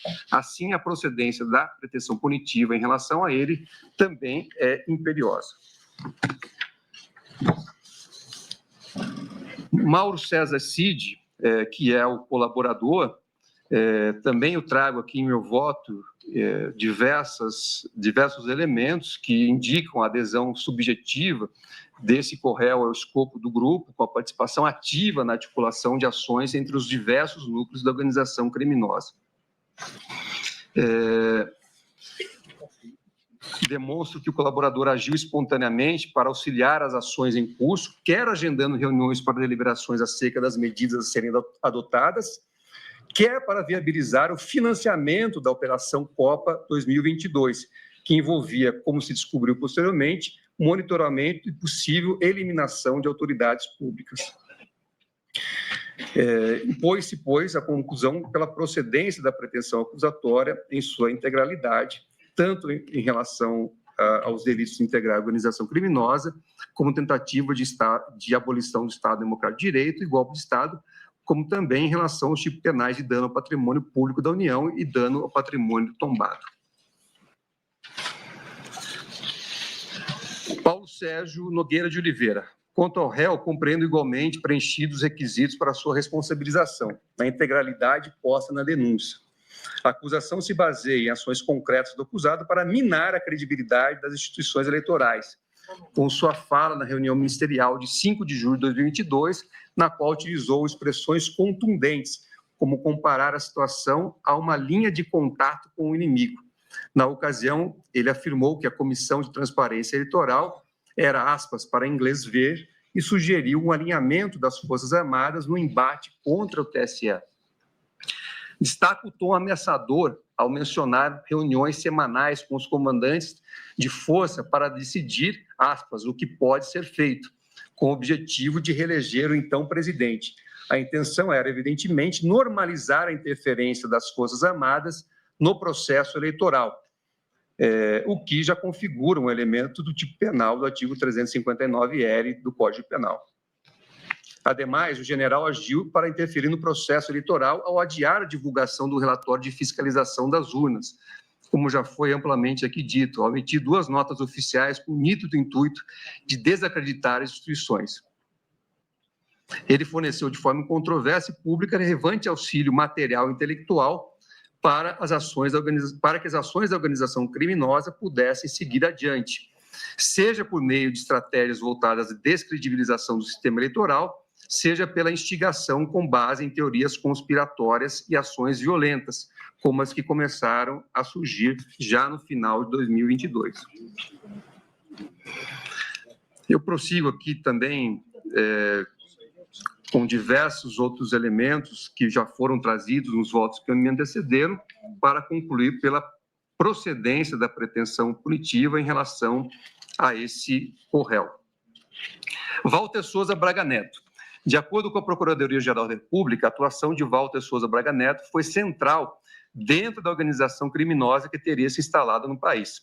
As imputações detalham uma conduta delitiva multifacetada que abrange desde a coordenação de ações violentas até a cooptação de comandantes militares, valendo-se de sua elevada influência no núcleo decisório da Presidência da República.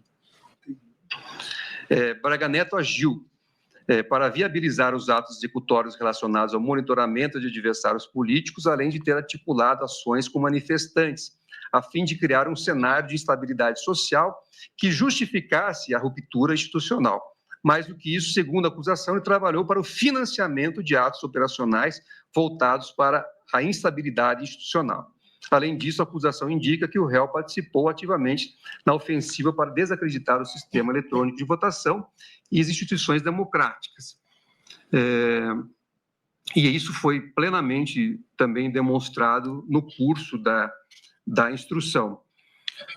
Por fim, após a recusa dos comandantes de exército e aeronáutico a apoiar o decreto golpista, Braga Neto é acusado de orquestrar ataques virtuais e campanhas de difamação contra os militares legalistas, com o escopo de pressionar os comandantes e fomentar entre os seguidores do então presidente da República a imagem de que eles eram, aspas, traidores da pátria, alinhados ao, aspas, comunismo. A adesão subjetiva de Walter Souza Braga Neto à organização criminosa está presente em uma miríade de atos praticados e comprovados, não somente pela prova oral coligida, mas também substancialmente por documentos e diálogos recuperados em nuvens e constantes de aparelhos celulares apreendidos no curso da investigação, o que o colocam no epicentro das ações voltadas para deslegitimar o sistema eleitoral e a atuação do Poder Judiciário, monitorar autoridades públicas, colocando em início de execução plano que poderia resultar o óbito do ministro relator ou do presidente e vice-presidente eleito, e incitar manifestantes aglutinados, alimentando a esperança, aspas, de uma virada de mesa. Também prossigo com a análise de outros elementos que foram corrigidos, que mostram a atuação ativa deste réu. Os autos revelam prova segura de que Braga Neto contribuiu com auxílio moral e material para a execução de monitoramento do ministro Alexandre de Moraes, no contexto da Operação Copa 22 e do planejamento do punhal verde-amarelo, cuja correlação com o quanto questionado pela defesa restou evidenciada no curso da instrução processual. Nesse contexto, o contexto da discussão evidencia que a intenção dos integrantes das Forças Especiais ao contatar o colaborador, eu descrevo aqui toda a ação do punhal verde-amarelo, que teve como eu disse, a participação também deste réu, para dizer, a liderança de Braga Neto dentro da organização criminosa, ressaltada em diversas passagens das alegações finais da acusação, está de fato evidenciada pelos reiterados diálogos mantidos com Mauro Cid e com integrantes de outros núcleos da denúncia, a revelar a posição central do acusado nas diversas estratégias planejadas e engendradas pela organização, com o escopo de realizar as ações voltadas para concretizar com êxito o golpe de Estado.